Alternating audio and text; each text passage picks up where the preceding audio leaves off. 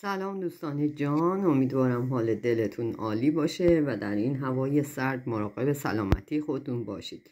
پیشا پیش عذرخواهی میکنم از اینکه صدام گرفته، یک کوچولو سرما خوردم و شما مراقب خودتون باشید. امروز یه آموزشی رو در نظر گرفتم. اگه یادتون باشه در پست قبلیم یه جورابی رو گذاشته بودم که بالاشو قلاب دوزی کرده بودم و امروز و قولی هم بهتون داده بودم، با اینکه حالم زیاد خوش نبود ولی روی قولم بودم و براتون این آموزش زیبا رو در نظر گرفتم. امروز جوراب آوردم براتون که لبشو من با قلاب تزیین بافتم و بسیار زیباه، میتونه هدیه خیلی قشنگی باشه. اینجا هم یک گلدوزی کوچولو انجام دادم. شما نیاز داریم به یه جوراب، یه قلاب و یه دونه هم کاموا که من اینجا از کاموای کتان یارن آرت راپیدو استفاده کردم. شما میتونید از هر کاموای استفاده کنید، بهتره که ظریف باشه. برای شروع کار ابتدای گره خفت میزنید. خب حالا میایم این قلابو در میارید. دقت بفرمایید، ببینید ما به فاصله نیم سانت در فاصله نیم سانت میخوایم پایه ببافیم.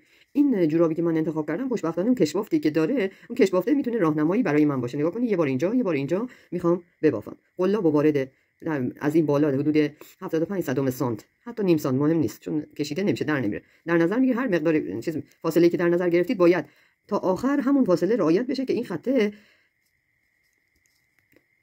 صاف در بیاد. ببینید من قلاب رو وارد کردم، این گره خفتم رو میذارم داخل قلاب و الان از توی این در میارم. فقط باید حواستون باشه که این قلاب کشبافتتون خراب نکنه. خب الان من یه 2 تا زنجیر میزنم و بعد به عنوان یه پایه. حالا میام در فاصله بعدی یه پشت میل میزنم، میخوام پایه بلند ببافم در همون جایی که گفتم. نگاه کنید این فاصله.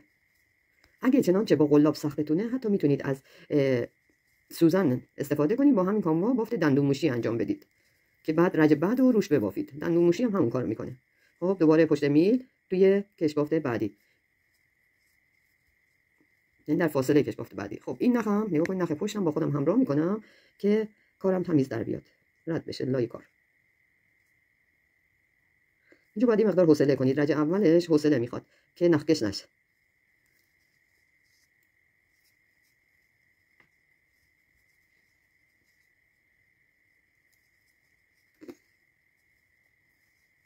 و بعدی نگاه کنید یه بار دیگه انجام میدم.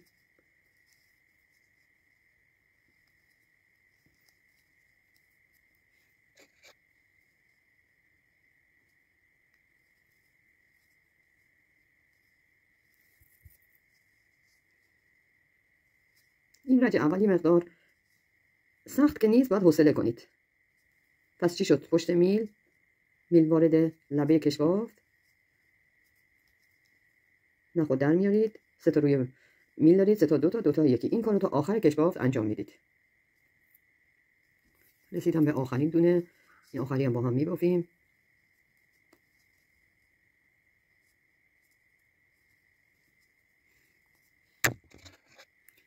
انتهای کار رو به ابتدای کار با یه بست وصل میکنم.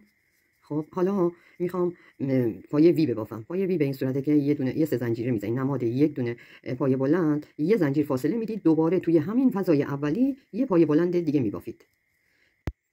مجدد یه پشت میل میزنید و وارد فضای بعدی میشید. ببینید اینجا بافتم، روی در داخل فضای بعدی یه پایه بلند، یه زنجیره، بعد مجدد یه پایه بلند در همین فضا. ببینید اینجا بافته بودم، من دوباره در همین فضا. برای اینکه خیلی نمیخوام این لبه جورابم چین بخوره، یه فضا رو جا میذارم. هر دو تایی که انجام بافتم یه فضا رو، ببینید این فضا رو جا میذارم، در فضای بعدی میبافم. اینو جا میذارم در فضای بعدی، مجدد یه پایه بلند، یه زنجیر و یه پایه بلند. و در فضای بعدی باز هم یه دونه پایه وی، یعنی یه پایه بلند، یه زنجیره، یه پایه بلند. وی رو میتونید با 2 زنجیر فاصله وسطش هم ببافید. من الان اینجا با یه زنجیر بافتم. الان 2 تا رو کنار هم بافتم. ببینید دقت کنید، 1 2 این 2 تا رو کنار هم بافتم. تو این فضا نمیبافم، میرم فضای بعدی. این کارو تا آخر انجام میدیم. یه پایه بلند، یه زنجیره، یه پایه بلند. ببینید قشنگ شبیه وی شده. مجدد در فضای بعدی یه پایه بلند، یه زنجیره، یه پایه بلند. حالا 2 تا وی من کنار هم قرار گرفتن. توی این فضای بعدش نمیبافم، توی این بعد. این کارو تا آخر انجام بدید. این نکته رو خواستم اینجا خدمتتون بگم. ببینید رسیدم به آخر کار. الان من باید این پایه‌ام ببافم که وی من تموم بشه. خب ببین دو تا کنار هم بافتم. اینجا باید این فضا رو جا بذارم، دو تا فضای دیگر رو ببافم. قبلش هم این فضا رو بافته بودم، یعنی بعد از این دو تا یکی باید فاصله بدم. نیست این هیچ چیزی رو به هم نمیرزه. یه وقتی اینطوری شد شما که نمیخواستیم چیز کنیم به اصطلاح تقسیم و این کارا رو انجام بدیم، اصلا مهم نیست. میتونید توی این دو تا پایه بعدی ببافید. ببینید من یکی رو بافتم، اگه اینجا ببافم این به این دو تایی که قبلا بافته بودم جفت میشه، ولی اشکال نداره. بازم میخوایم ببینید دهنه جورابتون چقدر به گشادی و زیادی، یعنی فر خوردنش یا حالت جمع‌تر باشه، اون دیگه میتونید تصمیم بگیرید. من میخوام اینجا رو دوباره مجدد توی این فضا ببافم. مهم نیستش که یه فضا خالی نذاشتم، دیده نمیشه، مهم نیست.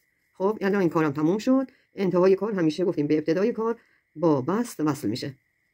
این بست. حالا دوباره توی همین فضای وی ها یه وی دیگه میخوام ببافم، یعنی این در واقع این وی تکرار بشه، دو رج بشه. من این کنار هستم، خودم رو منتقل میکنم به داخل این فضای وی با بست. حالا 3 زنجیره میزنم، نماد یک دونه پایه بلند، یه زنجیره فاصله بود و مجدد تو همین فضا یه پایه بلند دیگه میبافم. من رسیدم به وی بعدی. دقت کنید این نه اینجا نیست، ببین توی داخل این ویه. میایم داخل همین وی، یه پایه بلند، یه زنجیره، یه پایه بلند و مجدد توی وی بعدی همه تا آخر رج همین کاری که در رج قبل انجام داده بودیم. یه پایه بلند، یه زنجیره، یه پایه بلند، یه پایه بلند. ببینید داخل این یه پایه بلند، یه زنجیره، یه پایه بلند. دوست داشتین حتی تو این دو رج میتونید به جای یک فاصله این دو تا یه زنجیره دو تا زنجیره هم بزنید. من میخوام همون یه زنجیره رو بزنم. رسیدم به آخر کار، رج دوم وی.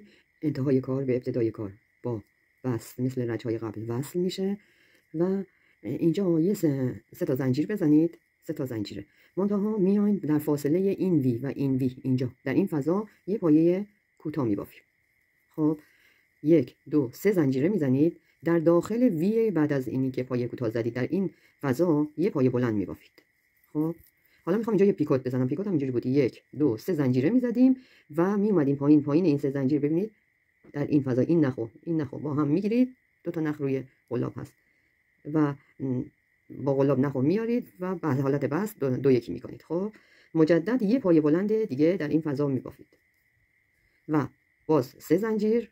ببینید کار این وی تموم شد. میایم فاصله این وی و این وی یه پایه کوتاه میبافید.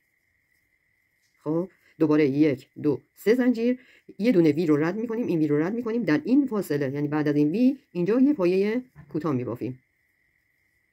باز 3 زنجیره، 1 2 3 تا زنجیره. حالا در داخل وی بعدی یه پایه کوتاه، پایه بلند و الان یه پیکوت که 3 زنجیر بود و می اومدیم بدون پشت میل بزنیم. این پایین دو تا حلقه این پایین رد میکنیم، نخو میاریم و دو یکی میکنیم، یعنی رد میکنیم، در واقع نمیبافیم و مجدد در این فضای وی یه پایه بلند دیگه میبافیم. باز 3 زنجیره، 1 2 3 زنجیر. ببینید این کار این وی تموم شد، درسته؟ میایم حد فاصله این وی و این وی اینجا یه پایه کوتاه میبافیم. باز 3 زنجیره، یه وی رو رد میکنیم. ببینید این وی بود دیگه، اینجا میواس ببافیم، اینجا نمیبافیم، یه وی رو رد میکنیم، حد فاصله این وی و وی بعدی یه دو یکی انجام میدیم. مجدد 3 زنجیر میزنیم اینجا در داخل وی بعدی یه پایه بلند، یه دونه پیکوت